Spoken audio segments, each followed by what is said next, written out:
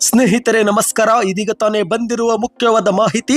ಭಾರತದ ಗಡಿಯಲ್ಲಿ ಯೋಧರು ಪ್ರಾಣ ಪಣಕ್ಕಿಟ್ಟು ಹೋರಾಡುತ್ತಿರುವ ಸಮಯ. ಈ ಸಮಯದಲ್ಲಿ ನನ್ನ ಜನ್ಮ ದಿನಾಚರಣೆ ಮಾಡುವುದು ಬೇಡ ಎಂದ ಡಿ.ಕೆ. ಶಿವಕುಮಾರ್ ಅವರು ಮತ್ತೊಂದೆಡೆಯಲ್ಲಿ ಕಳೆದ 3 ತಿಂಗಳಿನಿಂದ ಜಮೆಯಾಗದಂತ ಗೃಹಲಕ್ಷ್ಮಿ ಮಾಧ್ಯಮಗಳ ಮುಂದೆ ಮಹಿಳೆಯರ ಆಕ್ರೋಶ. ಮುಂದಿನ ಬಾರಿ ವೋಟ್ ಹಾಕೋದಿಲ್ಲ ಎಂದು ಮಹಿಳೆಯರು ಕಿಡಿಕಾರಿದ್ದಾರೆ. 2 ಮಾಹಿತಿಗಳನ್ನು ಡೀಟೇಲ್ ಆಗಿ ನೋಡೋಣ. ಅದಕ್ಕಿಂತ ಮೊದಲು ನೀವು ನಮ್ಮ ಚಾನಲ್ಗೆ ಮೊದಲು ಬಾರಿ ಭೇಟಿ ಕೊಡ್ತಾ ಇದ್ರೆ ದಯವಿಟ್ಟು ಸಬ್ಸ್ಕ್ರೈಬ್ ಬಟನ್ ಕ್ಲಿಕ್ ಮಾಡಿ. ಪಕ್ಕದಲ್ಲಿ ಒಂದು ಗಂಟೆ ಕಾಣಿಸುತ್ತೆ, ಅದು ಕೂಡ ಒತ್ತಿದ್ರೆ ಕರ್ನಾಟಕ ರಾಜ್ಯದ ಮುಖ್ಯವಾದ ಮಾಹಿತಿಗಳು ನಿಮಗೆ ಸಿಗುತ್ತವೆ. ಈ ಒಂದು ಮಾಹಿತಿಯನ್ನು ಲೈಕ್ ಮಾಡಿ ಮತ್ತು ದಯವಿಟ್ಟು ವಿಡಿಯೋ ಪೂರ್ತಿಯಾಗಿ ನೋಡಿ.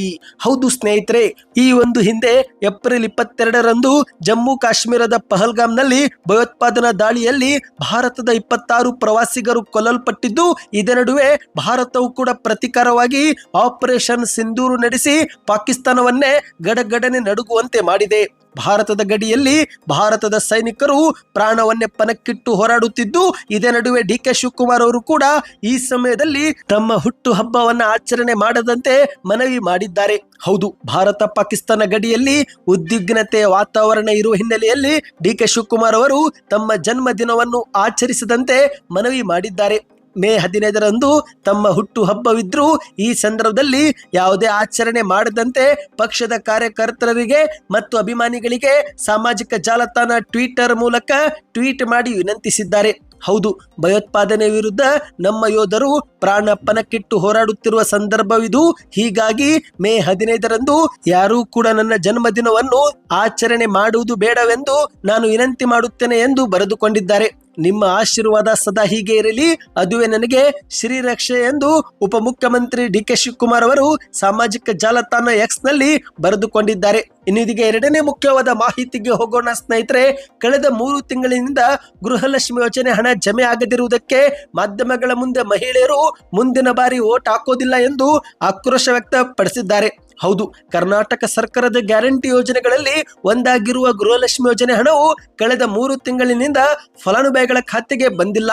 ಇದೇ ಒಂದು ವಿಚಾರಕ್ಕೆ ಮಹಿಳೆಯರು ರೊಚ್ಚಿಗೆದ್ದಿದ್ದು ಮುಂದಿನ ಬಾರಿ ವೋಟ್ ಹಾಕೋದಿಲ್ಲ ಎಂದು ಹೇಳಿಕೆ ಕೊಡ್ತಿದ್ದಾರೆ. ಹೌದು ಗೆಳೆಯರೆ, ಗೃಹಲಕ್ಷ್ಮಿ ಯೋಜನೆ ಹಣ ಬಂದಿರಬಹುದು ಎಂದು 3-4 ವಾರಗಳಿಂದ ಬ್ಯಾಂಕಿಗೆ ಹೋಗಿ ವಿಚಾರಿಸುತ್ತಿದ್ದೇವೆ.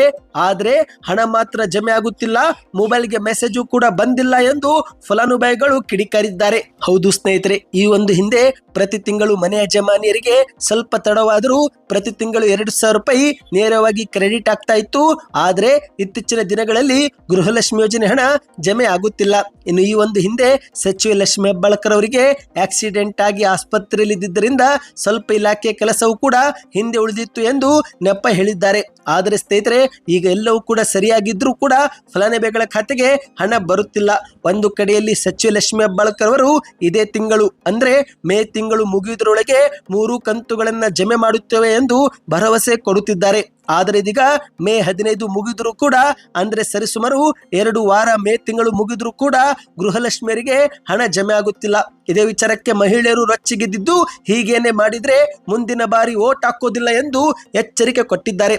ನಿಮ್ಮ ಖಾತೆಗೂ ಸ್ನೇಹಿತರೆ ಗೃಹಲಕ್ಷ್ಮಿ ಯೋಜನೆ ಹಣ ಇದುವರೆಗೆ ಜಮೆ ಆಗಿಲ್ಲವೆಂದ್ರೆ ಈಗಲೇ ನಿಮ್ಮ ಊರಿನ ಹೆಸರನ್ನು ಕಮೆಂಟ್ ಮಾಡಿ.